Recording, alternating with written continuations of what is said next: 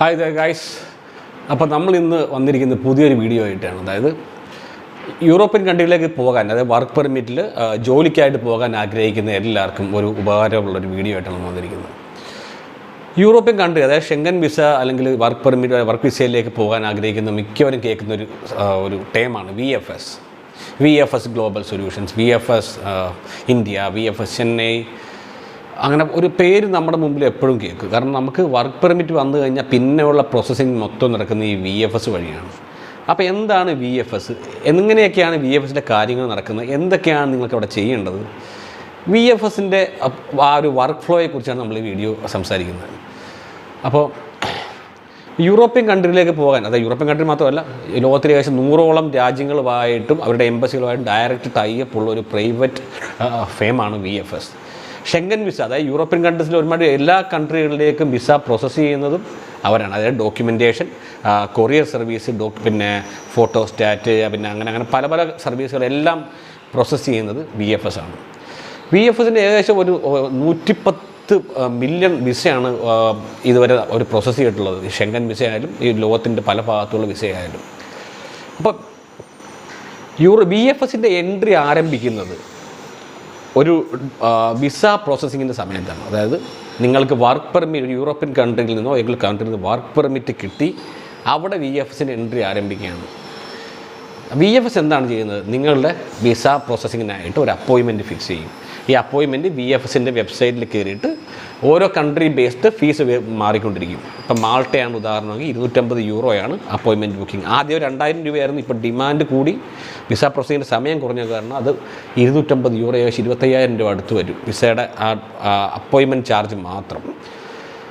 ഈ അപ്പോയിൻമെൻറ്റ് എടുത്ത് കഴിഞ്ഞാൽ നിങ്ങൾക്കൊരു സ്ലോട്ട് കിട്ടും. ഒരു ഇന്ന ഡേറ്റിൽ നിങ്ങൾക്കൊരു 15 മിനിറ്റ് ടൈം സ്ലോട്ട് കിട്ടും. ആ സമയത്താണ് നമ്മൾ ഡോക്യുമെൻറ്റ്സുമായിട്ട് അവിടെ ചെല്ലേണ്ടത്. എന്തൊക്കെ ഡോക്യുമെൻറ്റ്സാണ് നമ്മളവിടെ കൊണ്ടുപോകേണ്ടത്? അതായത് മാൾട്ടയുടെ കാര്യം എടുത്തു കഴിഞ്ഞാൽ വർക്ക് പെർമിറ്റ്, അത് നമുക്ക് മാൾട്ടയുടെ എംബസി ഐഡൻറ്റിറ്റി മാൾട്ട നിങ്ങൾക്ക് അയച്ചു തന്ന വർക്ക് പെർമിറ്റിൻ്റെ ഒരു കോപ്പി, പിന്നെ ഡെമ്മി ടിക്കറ്റ് എന്ന് പറയുന്നത് നമ്മൾ ഇന്ന ഡേറ്റിൽ നമ്മൾ ആ കൺട്രിയിലേക്ക് ട്രാവൽ ചെയ്യുമെന്ന് ഉറപ്പ് കാണിച്ചുകൊണ്ട് ഒരു ടിക്കറ്റ്, ഡെമ്മി ടിക്കറ്റ്. അത് മിക്ക രാജ്യങ്ങളിലേക്കും നമുക്ക് എടുക്കാൻ പറ്റും. അതിൻ്റെ ഒരു 2000-3000 രൂപ നമുക്ക് തേർഡ് പാർട്ടിക്ക് കൊടുക്കേണ്ടി വരും. പിന്നെ ട്രാവൽ ഇൻഷുറൻസ്, ഓരോ കൺട്രിക്കും ഇത്ര എമൗണ്ടിൽ കുറയാതുള്ള ട്രാവൽ ഇൻഷുറൻസ് വേണം. മാൾട്ടയാണെങ്കിൽ $50,000-30,000 പറയുന്നത്. അപ്പോൾ ട്രാവൽ ഇൻഷുറൻസ് അതിൻ്റെ ഒരു 3000 രൂപയാകും. ഇതൊക്കെ ട്രാവൽ ഇൻഷുറൻസ്. പിന്നെ നമ്മളുടെ എന്താ പറഞ്ഞാൽ ഈ അപ്രൂവൽ ഇൻ പ്രിൻസിപ്പൽ ലെറ്റർ എന്ന് പറഞ്ഞാൽ അതാണ് ഈ വർക്ക് പെർമിറ്റ് എന്ന് പറയുന്നത്. അപ്രൂവൽ ഇൻ പ്രിൻസിപ്പൽ ലെറ്റർ, അതാണ് മാൾട്ടയുടെ കാര്യത്തിൽ. പിന്നെ നമ്മളുടെ പാസ്പോർട്ട് പഴയതും വേണം, പുതിയതും വേണം. പഴയതുണ്ടെങ്കിൽ പഴയതും വേണം, പുതുക്കിയാണെങ്കിൽ ആ പുതിയ പാസ്പോർട്ടും വേണം.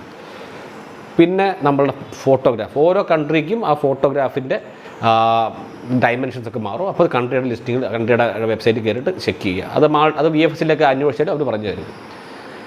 പിന്നെ നിങ്ങൾ വേണ്ടത് അവിടെ ചെന്ന് കഴിയുമ്പോഴത്തേക്ക് നമ്മളൊരു 7,000 രൂപ അടുത്തും അവിടെ പേയ്മെൻറ്റ് ചെയ്യണം. €150 അടുത്ത് നമ്മൾ 7,500 രൂപ അടുത്ത് നമ്മൾ പേയ്മെൻറ്റ് ചെയ്യണം. അത് അവരുടെ കൊറിയർ ചാർജസ്, അതായത് മിസ്ക് ടാക്സ് എന്നൊക്കെ പറയാണ് മേടിക്കുന്നത്. പക്ഷേ അതൊക്കെ ഭയങ്കര കഴുത്തറപ്പാണ്. തുറന്ന് പറയാതിരിക്കാൻ യാതൊരു നിർവാഹമില്ല. പക്ഷേ സർവീസ് ഗുഡായിട്ട് ഞാൻ കൊച്ചിൻ സെൻട്രലിലാണ് ഞാൻ പോയത്. അപ്പോൾ ഇത്ര ഡോക്യുമെൻറ്റ്സ് അവിടെ കൊടുക്കുമ്പോഴത്തേക്ക് നമ്മളെ ആദ്യം അവർ നമുക്ക് ടോക്കൺ തരും. ടോക്കൺ അനുസരിച്ച് നമ്മളെ വിളിക്കും. കൗണ്ടർ 1, കൗണ്ടർ 2 വിളിച്ചിട്ട് നമ്മുടെ ഡോക്യുമെൻറ്റ്സ് എല്ലാം കൂടെ അവിടെ കൊടുക്കുന്നു. ഈ പറഞ്ഞ പോലെ വർക്ക് പെർമിറ്റ്, നമ്മളുടെ approval principal letter, dummy ticket, medical, നമ്മുടെ ട്രാവൽ ഇൻഷുറൻസ്, അങ്ങനെയുള്ള ഡോക്യുമെൻറ്റ്സ് എല്ലാം കൂടെ നമ്മളവിടെ കൊടുത്തിട്ട് അത് ബയോമെട്രിക് എന്ന് പറഞ്ഞ് വിളിക്കും. ബയോമെട്രിക് എന്ന് പറഞ്ഞ് വിളിച്ചെന്ന് മാത്രമേ എനിക്ക് ഓർമ്മയുള്ളൂ. ഒരു ഫോട്ടോയും കൂടെ എടുത്തു. എന്നിട്ട് പൊക്കോളാൻ പറഞ്ഞു. ഫിംഗർ പ്രിൻ്റ് എടുത്തില്ല, കൺട്രി ബേസ്ഡ് ആണ്. ചിലപ്പോൾ മാൾട്ടയ്ക്ക് ഫിംഗർ പ്രിൻ്റിൻ്റെ ആവശ്യം ഉണ്ടാവില്ല. അതുകൊണ്ട് എൻ്റെ ഫോട്ടോ മാത്രം എടുത്തിട്ട് വിട്ടു. അത് കഴിയുമ്പോഴത്തേക്ക് നമുക്കൊരു സ്ലിപ്പ് തരും. അപ്പോൾ നമ്മുടെ പാസ്പോർട്ടും ഡീറ്റെയിൽസൊക്കെ അവിടെ സറണ്ടറായി. ഓക്കെ. അപ്പോൾ നമുക്ക് അവിടുത്തെ ഫുൾ പേയ്മെൻറ്റ് അടച്ച ഒരു നീട്ടമുള്ളൊരു ബില്ല് തരും. ആ ബില്ലിലാണ് നമ്മുടെ ട്രാക്കിംഗ് നമ്പർ ഉണ്ടാകുന്നത്. ഓരോ കൺട്രിക്കും ഓരോ ട്രാക്കിംഗ് നമ്പർ ആയിരിക്കും. അത് നമ്മുടെ കൺട്രിയുടെ എംബസിയുടെ അല്ലെങ്കിൽ കൺട്രിയുടെ എംബസി പേജിൽ പോയി കഴിഞ്ഞാൽ നമുക്ക്, അല്ല VFSൻ്റെ വിസ ട്രാക്കിംഗ് പേജിൽ പോയി കഴിഞ്ഞാൽ നമുക്ക് ഈ റെഫറൻസ് നമ്പർ വെച്ചിട്ട് ഡേറ്റ് ഓഫ് ബർത്ത് ഉപയോഗിച്ച് ട്രാക്ക് ചെയ്യാം. മാൾട്ടയുടെ കാര്യത്തിൽ ഓരോ കൺട്രിക്ക് വേറെ ആയിരിക്കും. മാൾട്ടയുടെ കാര്യം എക്സാമ്പിൾ പറഞ്ഞതേ ഉള്ളൂ. സോ മാൾട്ടയുടെ കാര്യത്തിൽ അവർ പറഞ്ഞാൽ 14 വർക്കിംഗ് ഡേയ്സ് ആണ് പറഞ്ഞത് വിസ വരാനായിട്ട്. അപ്പോൾ എൻ്റെ ഫ്രണ്ടിന് വന്നത് 23 വർക്കിംഗ് ഡേയ്സിൽ വന്നു. So I am expecting the same എൻ്റെ അപ്പോയിൻമെൻറ്റ് കുറച്ച് ലേറ്റ് ആയിരുന്നു. അപ്പം ഏതാണ്ട് ഈ മാസത്തോടുകൂടി എൻ്റെ ഇതും വരുമെന്ന് ഞാൻ പ്രതീക്ഷിക്കുന്നു. അപ്പോൾ ഇതൊക്കെയാണ് VFS. അല്ലാതെ വല്ല തല പോകുന്ന കാര്യമൊന്നുമല്ല. VFS എന്ന് പറഞ്ഞാൽ ഇത്രേ ഉള്ളൂ.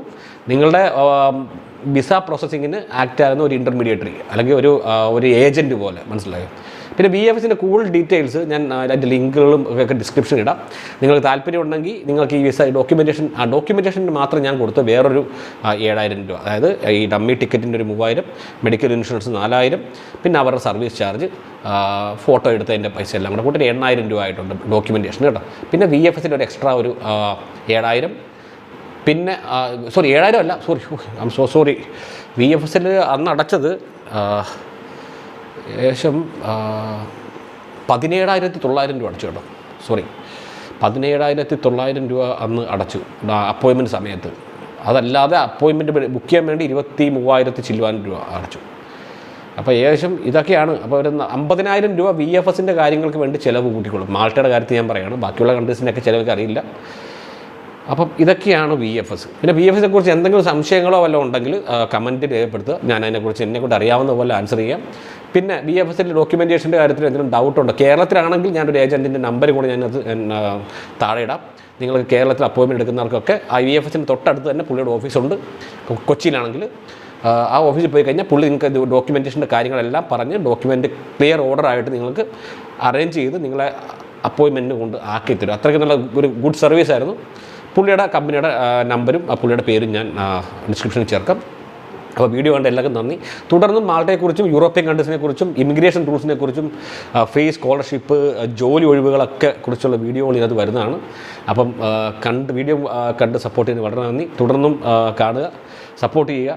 വീണ്ടും അടുത്ത വീഡിയോ ആയിട്ട് കാണുന്നവരെ ബൈ.